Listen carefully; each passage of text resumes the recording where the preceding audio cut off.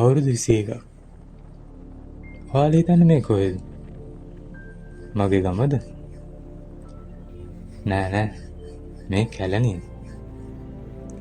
අපේ ගෙදර අයට නම් මෙහෙත් කොළඹම තමයි. මේ ඉන්නේ මම. නෑ ඔය බයික් එකේ වදින්න මම.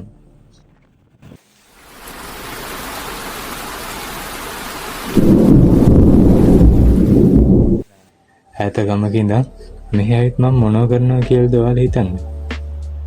නිදහස් අධ්‍යාපනයට පින් සිද්ධ වෙන්න මම ඉන්නේ කැලණිය කැම්පස් එකේ හොස්ටල් එකේ. කැම්පස් එකට ආවත් හරි හැමදාම ඇසයින්මන්ට්. මම චූටි කාලේ ආස කරේ ඉංජිනේර කෙනෙක් වෙන්න. ඒත් මට ඒ හිණට යන්න බැරි වුණා. හැබැයි මම නැවතුනේ නෑ. ඔය කැතර කෙට්ටුවට බෙන්නේ ඒ මම.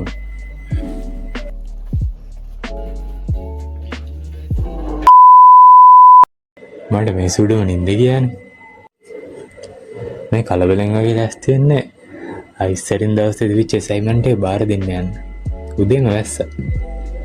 දැන් ඉතින් මගේ යාළුවෙක් යනවා කැම්පස් එකට. ආයෙත් දවසක හම්බෙමු.